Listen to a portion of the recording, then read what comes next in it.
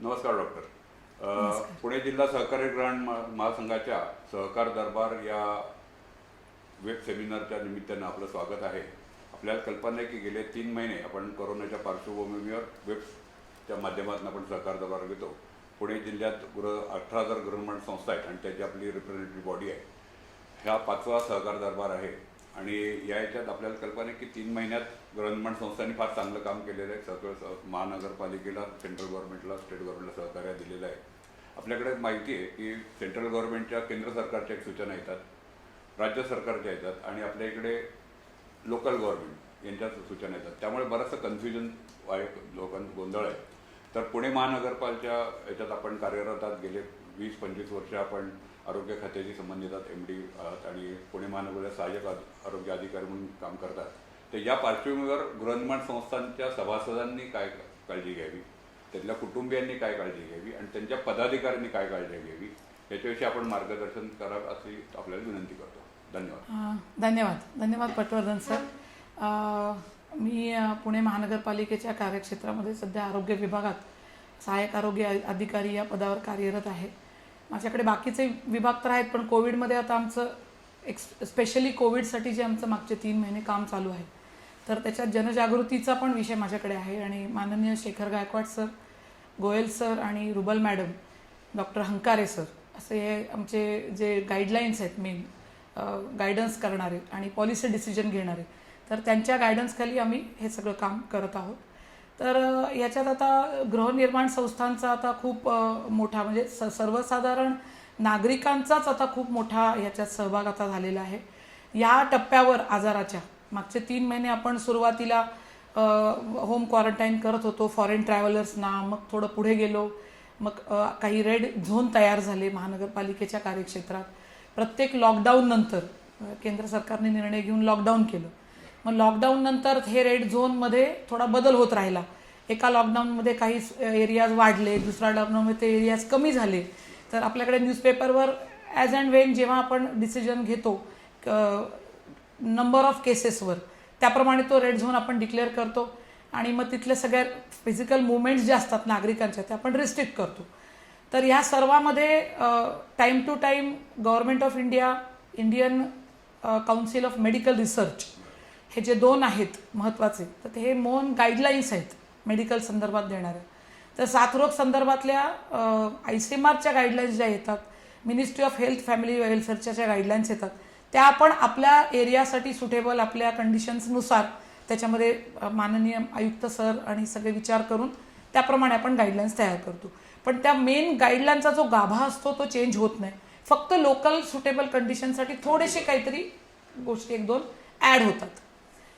तर आता नागरिकांनी ह्या स्टेजला इथून पुढे काय करायचं हा सर्वात मोठा प्रश्न सगळ्यांसमोर आहे की हे किती दिवस चालणार. कॉमनली मला विचारला गेलेला आम्हाला हा प्रश्न आहे की हे किती दिवस चालणार आणि सेकंडली आपण आता कसं. तर आमच्या माननीय आयुक्तांनी ज्याप्रमाणे म्हणाले की we have to live with corona for few days at least few months.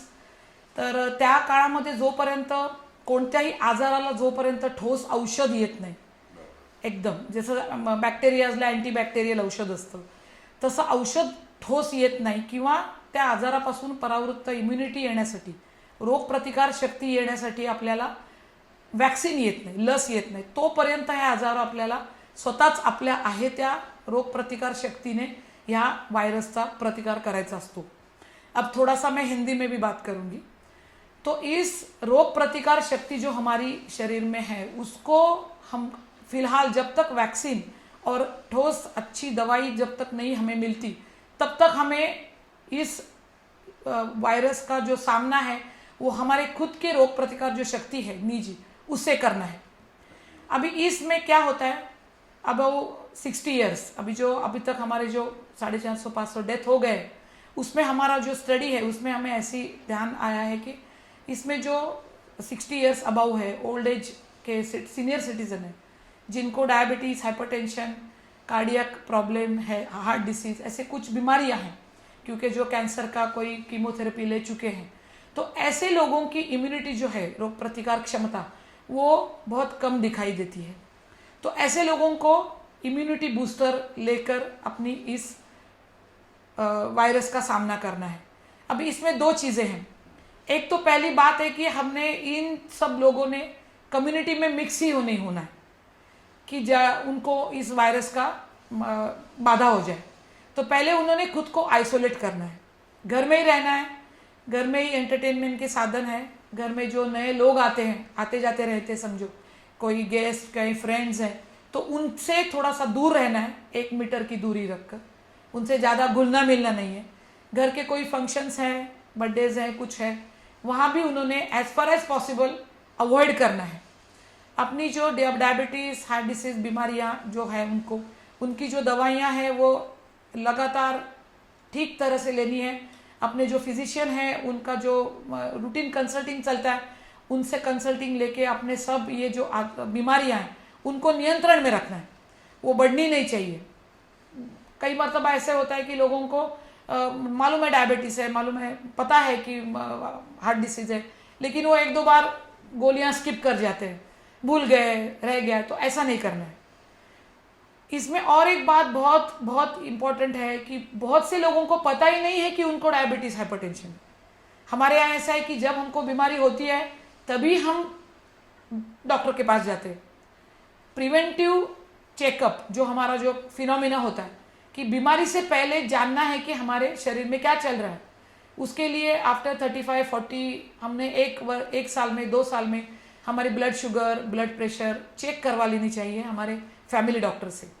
तो ये सब जिन लोगों को आशंका भी नहीं है कि हमको ये बीमारियां हैं, उन्होंने पहले बात चेक कर लेना चाहिए कि हमको ये कुछ बीमारियां हैं क्या।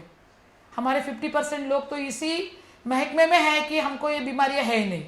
बहुत बार ऐसा होता है कि हम पेशेंट को पूछते हैं कि भाई डायबिटीज़ है क्या, हाइपरटेंशन है क्या, तो बोलते नहीं है। तो हम पूछते हैं कि आपने चेक किया है क्या, तो बोलते नहीं चेक किया। तो ये बीमारियां जिनको हम लाइफस्टाइल ओरिएंटेड डिसीजेस बोलते हैं, हार्ट प्रॉब्लम है, हाइपरटेंशन है, डायबिटीज़ है, these are all metabolic and lifestyle related disorders. So ये ऐसे खांसी जैसे दिखता नहीं है कि हो गया है, ये हमको चेक करना चाहिए। सो जिन लोगों ने चेक नहीं किया है, जिनको आशंका है, पेरेंट्स को कि भाई बहन को कोई है डायबिटीज़ फैमिली में, तो कृपया मेरी सबको रिक्वेस्ट है, हिस्ट्री है जिसकी फैमिली हिस्ट्री उन्होंने अगर चेक नहीं किया है तो पहले करवा लीजिए फर्स्ट ऑफ ऑल। जिनको मालूम है हमको डायबिटीज़, हाइपरटेंशन है, उन्होंने अपनी सब दवाइयाँ ठीक से लीजिए।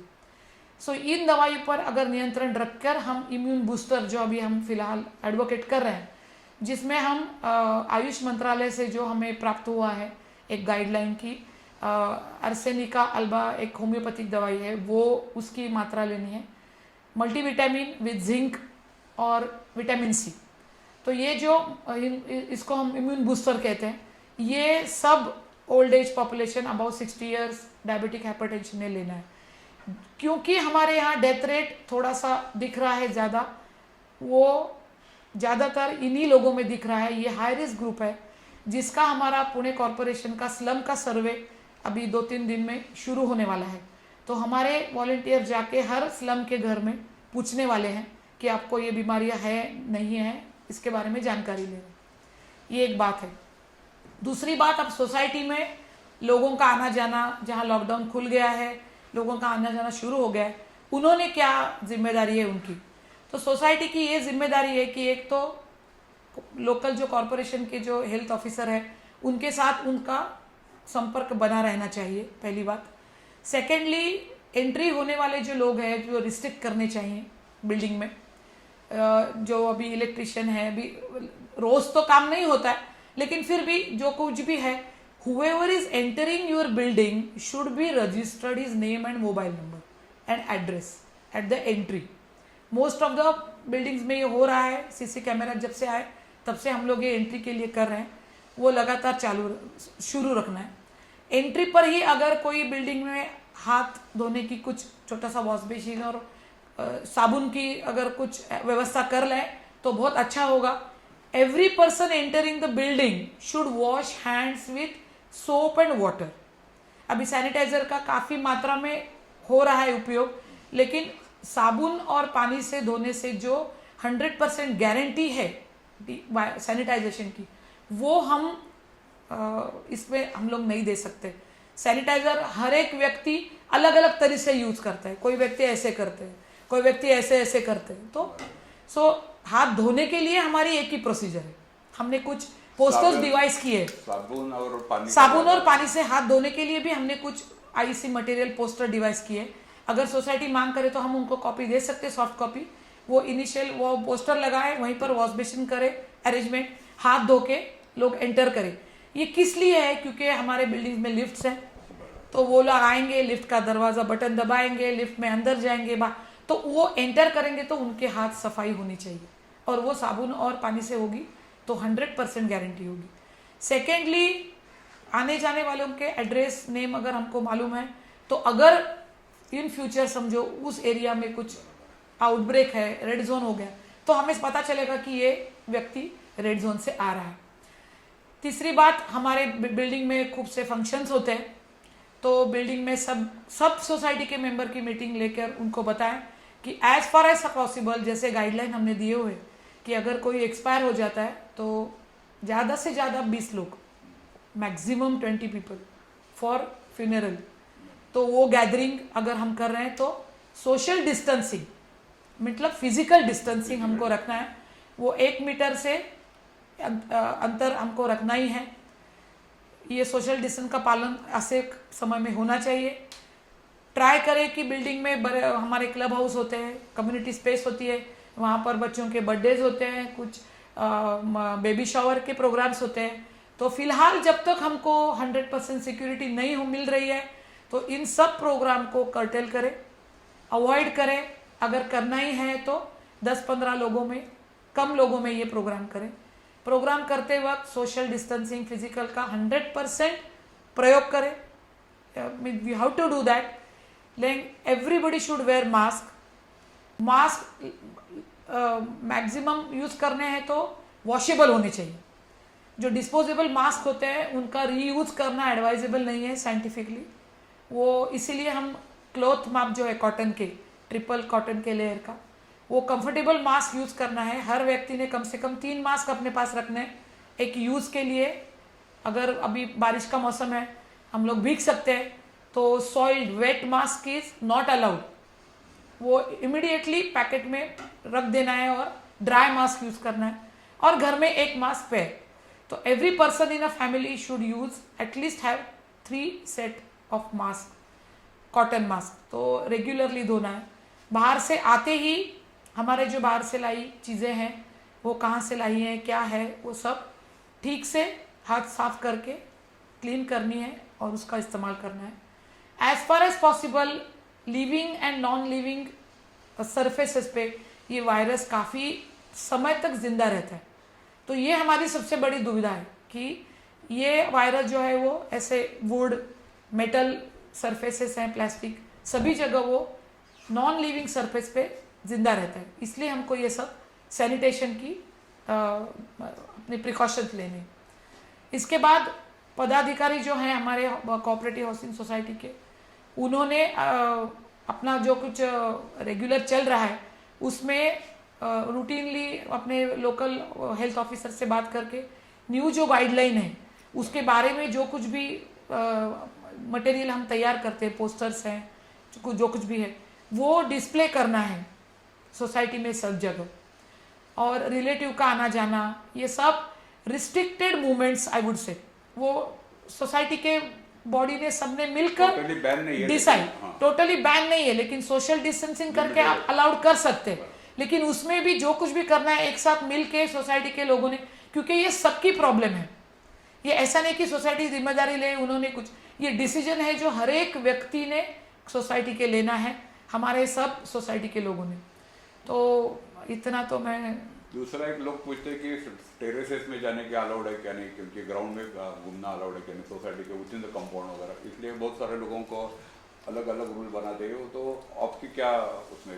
नहीं, सोसाइटी में अगर आपके वॉक इन के लिए जगह है तो आप थोड़ा सा, अगर अलग अलग विंग है तो आप अलॉट करके दे सकते हैं कि इस टाइम में 6 to 7 सी विंग के लोग चलेंगे, 7 to 8 डी विंग के लोग चलेंगे सुबह।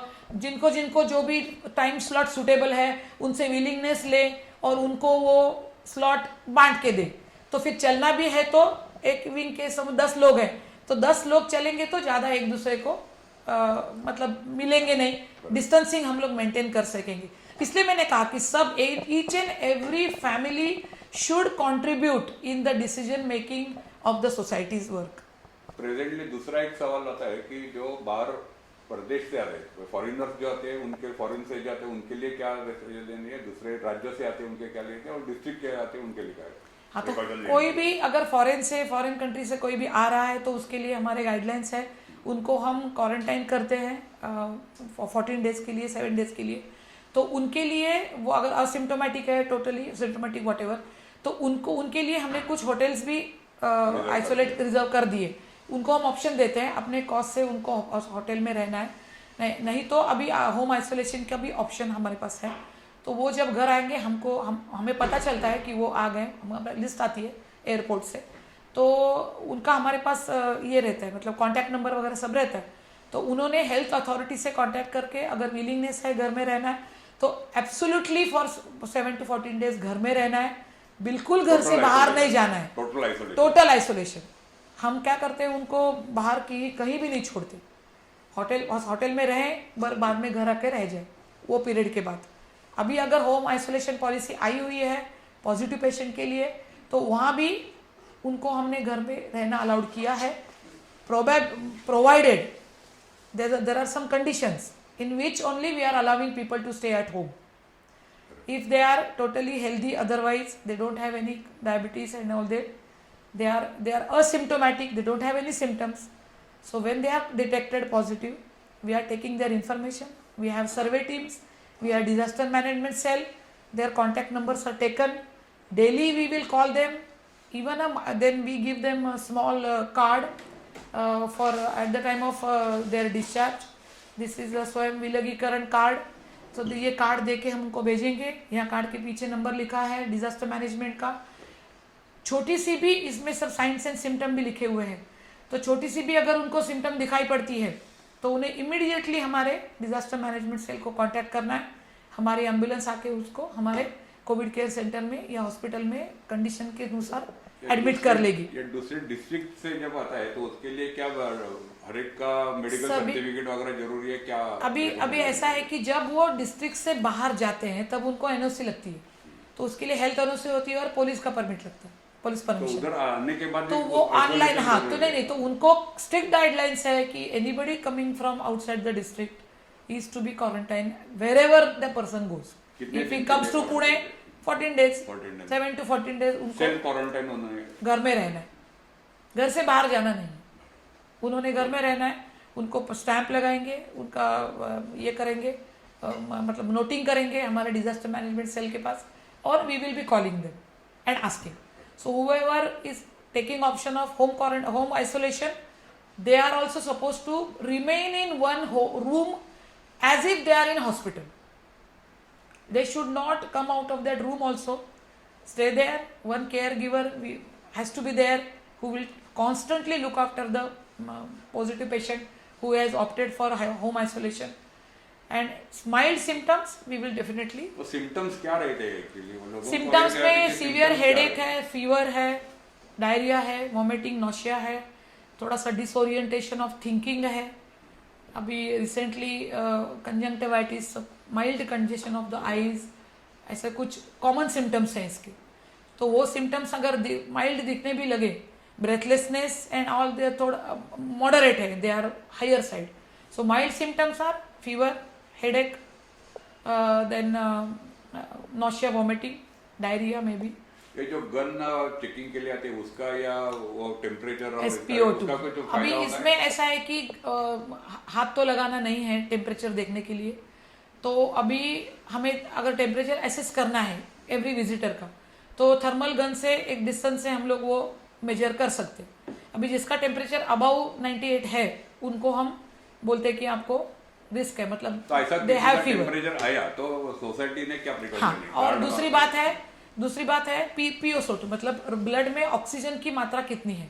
अगर न्यूमोनिया सेट हो गया है, तो वायरल न्यूमोनिया, तो सिम्टम ज़्यादा दिखने से पहले ऑक्सीजन सैचुरेशन ब्लड का कम हो जाता है। तो जो फिंगर से यूज़ करके जो हम लोग चेक करते हैं SpO2 ऑक्सीजन सैचुरेशन, वो 94-95 चाहिए 100%। उसके नीचे अगर है तो वो पेशेंट के लिए थोड़ा सा जियोपार्डी शुरू हुआ है, न्यूमोनिया का प्रोसेस, ऐसा हम डायग्नोसिस में स्क्रीनिंग है, दिस इज बेसलाइन स्क्रीनिंग। ऐसा हो गया तो मैंने इसलिए बोला कि लोकल हेल्थ अथॉरिटी से कांस्टेंट कांटेक्ट रहना चाहिए। लोकल ने आपको, नहीं तो डिजास्टर मैनेजमेंट सेल का जो नंबर है, लोकल आपका जो वार्ड ऑफिस है, वहाँ हेल्थ ऑफिसर है, और डिजास्टर मैनेजमेंट सेल हमारा 24/7 they are working. So disaster cell से इमीडिएटली कांटेक्ट करना है कि हमारे बिल्डिंग में 4 समझो लोग आए, उनका टेम्परेचर ज़्यादा लग रहा है, तो उनको हम क्या करें। तो every step local health authority और disaster management cell, I would say they will be the one who will guide you what is to be done at that time. उनको हमारे कांटेक्ट पॉइंट वो है कि हमें Yes, immediately disaster management cell है। और दूसरी बात है, अभी समझो होम आइसोलेशन का ऑप्शन ले भी लिया हमारे सोसाइटी में 3-4 लोगों ने, किसी ने भी, फिर भी सोसाइटी वालों ने डरना नहीं है, डरना नहीं है। यस, वो फैमिली को बताओ कि आपको गाइडलाइन दिया है, इसके हिसाब से उस पेशेंट को बाहर मत आने दो। They should not go out of their room, ये प्रिकॉशन लेना है। ये करके अगर वो घर में है तो वो नेबर के किसी भी तरह से किसी को होने की संभावना नहीं है। अगर वो व्यक्ति 17 दिन तक उस रूम में अपने आप को आइसोलेट कर ले तो किसी को डर नहीं है। तो वो व्यक्ति है, इसीलिए सोसाइटी वालों ने यू और क्राई नहीं करना है, मतलब दे शुड नॉट मेक बवाल नहीं करना है कि बाबा ये अभी 4 पेशेंट हमारे बिल्डिंग में है तो हमारा क्या होगा। Yes, insist them that you please follow the rules given, guidelines given, and be at home in your room. Those who are having separate rooms, individual toilets at home, only those people are eligible for home isolation. It's not like everybody we are giving. Now in my home, in my home we have 3 BHK, 2 bedrooms are with self-contained. If I supposed to be diagnosed positive without symptom, I would opt for a room. I will sit there for 17 days. I will tell my people to give me food. That's all. Correct. So that is to be, it's an individual responsibility. At the end of the day, it is an individual responsibility. वैसा जैसा हम बोलते हैं कि हमसे दूसरे को होना नहीं चाहिए और दूसरे से हमको होना नहीं चाहिए। ये अगर सबने फॉलो किया तो then I don't think we will have any problem. धन्यवाद डॉक्टर, आपने बहुत ही अच्छी इन्फॉर्मेशन दी और मुझे लगता है कि कोरोना को हम लोग विन करेंगे। उसके साथ ही जीना है, तो आपने बताया। यस, काफी समय तक हमें उसके साथ जीना है जब तक वैक्सीन की बढ़ानी है, प्रिकॉशन लेंगे। Yes yes, thank you. अंत में मैं सबसे पहले तो धन्यवाद करना चाहूँगी पुणे महानगर कोऑपरेटिव हाउसिंग सोसाइटी महामंडल के श्री पटवर्धन जी, जिनके साथ मेरा एसोसिएशन काफ़ी सालों से रहा है और सॉलिड वेस्ट मैनेजमेंट के विषय में हमने काफ़ी काम किया हुआ है। उन्होंने मुझे मौका दिया कि आप सब भाई बहनों के साथ मैं पहुंच सकूं महानगर पालिका की ओर से, और मैं उनका धन्यवाद करती हूँ। धन्यवाद।